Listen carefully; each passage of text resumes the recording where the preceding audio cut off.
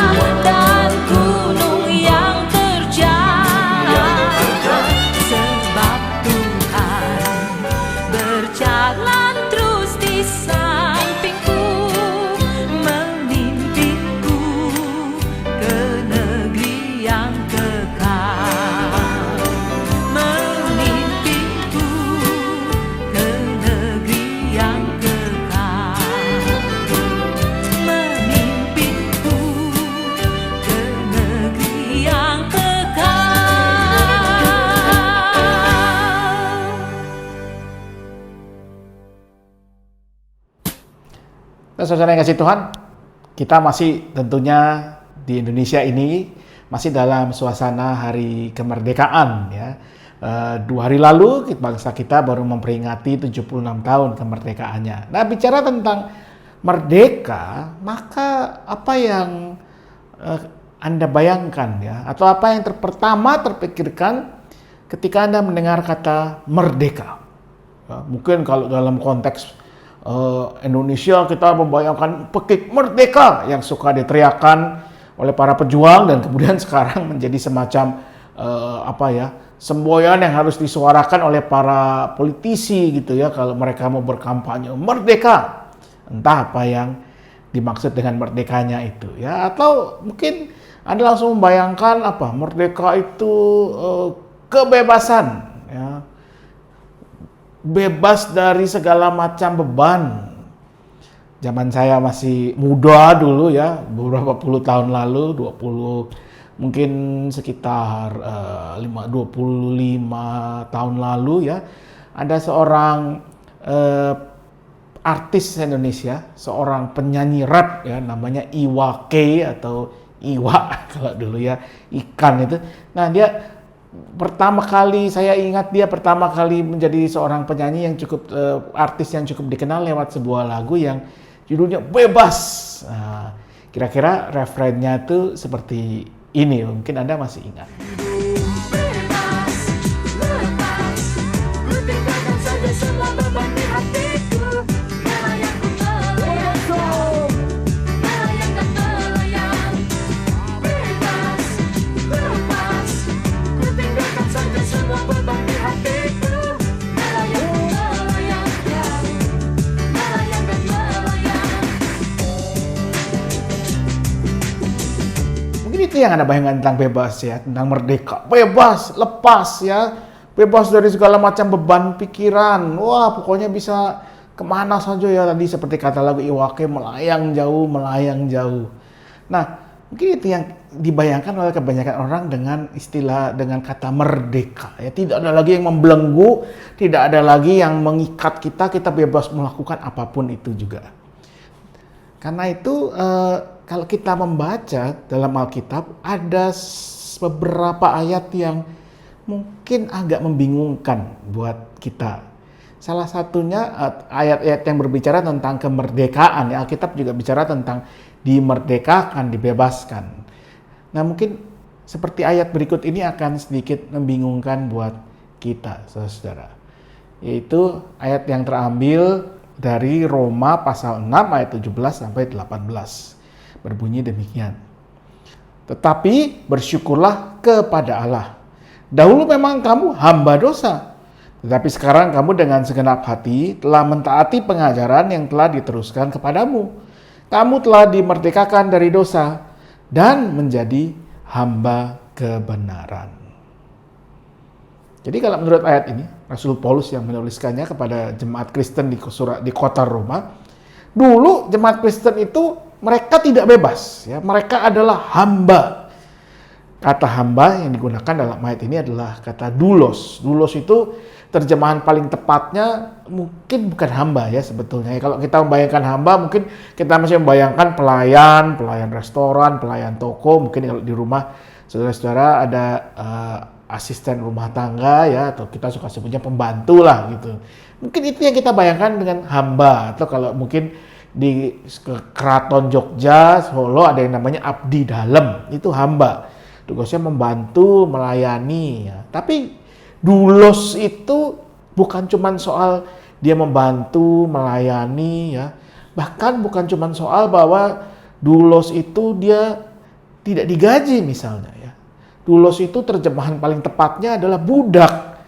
Ya. Budak itu adalah seorang yang bukan cuma dia tidak digaji, tetapi budak itu adalah seorang manusia yang tidak punya hak apapun juga dalam hidupnya. Bahkan hak untuk dirinya sendiri, hak untuk menentukan pilihannya sendiri, hak untuk nyawanya sendiri, dia tidak punya, saudara. Doulos itu adalah properti, hak milik dari sang majikan, sang pemilik. Bukan cuma majikan ya, pemilik dirinya. Kalau seorang punya doulos, punya budak, dia bisa dipaksa, budak itu bisa diharuskan bekerja 24 jam sehari, 7 hari seminggu, 365 hari setahun tanpa henti. Kalau dia mati, ya sudah. Ya, dia tidak beda dengan kalau seseorang punya komputer atau mungkin punya hewan ternak. Dia cuman properti, hak milik dari majikannya, dari pemiliknya, dan dia tidak punya hak apapun atas dirinya sendiri. Jadi Paulus tadi mengatakan bahwa semula kamu ini adalah hamba dosa. Kamu tunduk pada kuasa dosa. Tapi sekarang kamu telah dibebaskan. Nah, kalau dibebaskan kan berarti harusnya lepas ya. Seperti lagu Iwake tadi ya. Bisa terbang ke sana kemari, terserah kita, semau kita. Dan Paulus tidak berhenti di situ. Dia melanjutkan dengan kalimat yang lain. Yaitu, kamu telah menjadi hamba kebenaran. Kita bingung ya saudara ya. Tadinya hamba dosa, dimerdekakan, dibebaskan, kok jadi hamba yang lain? Apa bedanya? Ya, apa seperti kata pepatah, lepas dari mulut harimau atau mulut buaya, jatuh ke mulut harimau, atau sebaliknya, saya lupa mana yang tepat ya peribahasa itu. Pokoknya artinya ya semacam keluar dari satu perangkap masuk perangkap yang lain. Lalu apa artinya dimerdekakan? Kalau tadinya dia memang hamba dosa, sekarang tetap jadi hamba kebenaran. Nah, dalam pemahaman Rasul Paulus, kebenaran itu tidak lain dan tidak bukan, ya adalah Yesus Kristus itu sendiri, Tuhan Yesus itu.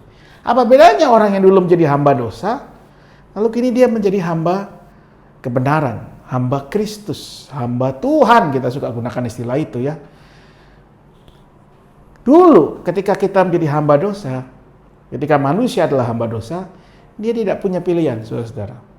Akibat dosa manusia, kita manusia terjebak pada, saya suka menggunakan istilah lingkaran setan. Artinya kita mau berusaha sebagaimanapun, ujung-ujungnya adalah kebinasaan. Tidak ada pilihan lain. Dia adalah hamba dosa. Semua yang dilakukan mengarah pada kebinasaan. Lalu Kristus datang membebaskan kita, memerdekakan kita. Maka kini sebetulnya kita punya pilihan. Apa kita mau tidak peduli dengan apa yang sudah Kristus lakukan, penting saya sudah bebas, atau kita mau tunduk, menghamba, menjadi doulos dari sang kebenaran itu, Yesus Kristus itu sendiri. Karena dialah sang kebenaran.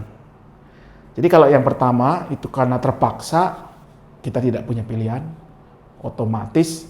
Yang kedua ini kita memilih, saudara-saudara. Kita mau tunduk pada sang kebenaran, pada Kristus, pada firman-Nya, pada kehendaknya, pada pengajarannya, pada teladannya. Kalau kita memang mengaku diri sebagai murid Kristus, orang Kristen, ya, maka kita harus tunduk menjadi hamba kebenaran itu. Hamba Kristus itu sendiri. Tidak ada pilihan lain. Tidak ada jalan lain. Dan berarti, ingat, hamba, doulos, itu budak. Berarti kita harus belajar menundukkan kehendak kemauan kita sendiri di bawah kehendak kemauan Kristus. Tandanya apa, saudara-saudara? Saudara-saudara kalau masih ingat tidak? Dulu waktu mungkin sekolah minggu, guru sekolah minggu suka mengajarkan lagu begini ya, kalau mau berdoa. Ayo anak-anak, mari kita berdoa. Ya, mata dipejamkan, kepala ditundukkan. Lalu apa, saudara masih ingat? Tangan dilipat. Ini posisi doa favorit kita. Tahukah Anda, dari mana asal-muasal posisi doa ini? Dengan tangan yang dilipat seperti ini. Nah, tangan yang dilipat seperti ini adalah posisi seorang budak sebetulnya. Ketika dia hendak menghadap sang majikannya. Karena tangannya kemudian dilipat untuk posisi seperti ini. Lalu di pergelangan tangannya dipasangkan rantai yang melambangkan kehambaannya. Ya, ketundukannya kepada sang majikan. Karena itu kalau kita berdoa, nanti kita akan berdoa, menaikkan doa syafaat, maka sebetulnya kalau kita berdoa seperti ini, kita ditantang, kita diingatkan. Apakah yang kita doakan, yang kita minta, tentu tidak salah kita meminta, mendoakan sesuatu seperti yang kita mau, tetapi apakah kita mau tunduk pada apa yang menjadi kehendak Tuhan, yang bisa jadi tidak sesuai, bahkan bertentangan dengan apa yang kita minta. Masalahnya saudara, di dunia ini kata hamba Tuhan, apalagi ya, bukan cuma hamba Tuhan sebelumnya ya, hamba hukum, hamba pelayan masyarakat ya, itu kata-kata yang sering diucapkan dengan kerendahan hati ya, hamba Tuhan.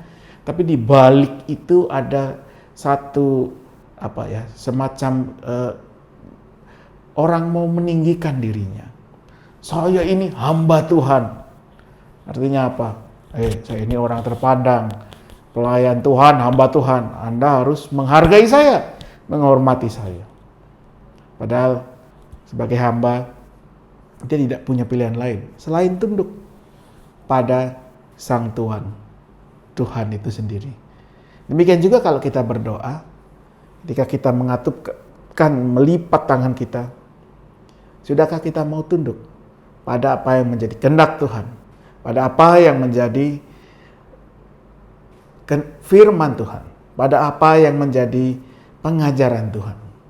Atau jangan-jangan dalam doa kita masih menekankan apa yang menjadi kemauan kita. Bahkan tak jarang ada yang mengatakan, kalau aku meminta ini itu Tuhan, kabulkanlah supaya kuasamu nyata. Kuasa Tuhan padahal tidak dibatasi oleh pengabulan kehendak atau permintaan kita. Sekalipun apa yang kita ingini tidak terpenuhi pun, kuasa Tuhan tetap nyata. Karena dialah yang maha kuasa. Saudara dikasih Tuhan, kita adalah orang-orang yang sudah dimerdekakan dari belenggu dosa yang membuat kita tidak bisa keluar dan berakhir pada kebinasaan. Tetapi kemudian kita memilih untuk menjadi hamba kebenaran. Hamba Kristus itu sendiri.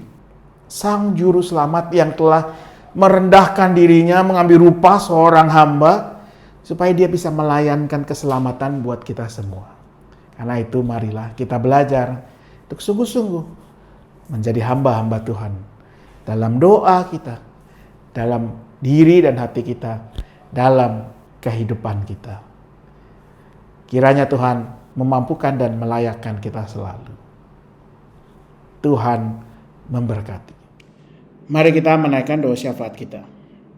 Ya Tuhan, kami bersyukur hari ini kami sudah diingatkan bahwa kami adalah orang-orang yang telah dimerdekakan dari belenggu dosa. Kami telah dibebaskan dari lingkaran setan yang pada akhirnya akan membawa kami kepada kebinasaan. Bahkan bukan hanya dibebaskan, Engkau memanggil kami untuk menjadi hamba-hamba Kristus, hamba Sang kebenaran itu sendiri. Dan karena itu, ya Tuhan, mampukan kami, layakkan kami, agar kami mau menundukkan diri, kehendak, doa, perkataan, perbuatan, tindakan, dan pilihan kami pada Sang Kristus, Sang kebenaran itu sendiri. Kami mau memohonkan agar kuasa Tuhan yang memampukan setiap kami menjadi hamba-hamba Kristus, baik dalam hidup pribadi kami, hidup kami di tengah keluarga, hidup kami di lingkungan kerja, hidup kami di lingkungan belajar kami, hidup kami di tengah persekutuan umat Tuhan, bahkan hidup kami di tengah masyarakat. Biarlah juga kami sebagai gereja Tuhan, kami senantiasa menjadi hamba Sang kebenaran, yang tidak hanya sekedar mencari keamanan, tidak hanya sekedar mencari kenyamanan, tetapi kami mau menyatakan, menunjukkan apa yang benar seturut kehendak Tuhan. Kami mau menyatakan kasih Kristus bahkan kepada mereka yang mungkin tidak menyambut atau menerima kami dengan baik. Karena itu terus kuatkan dan mampukan kami ya Tuhan.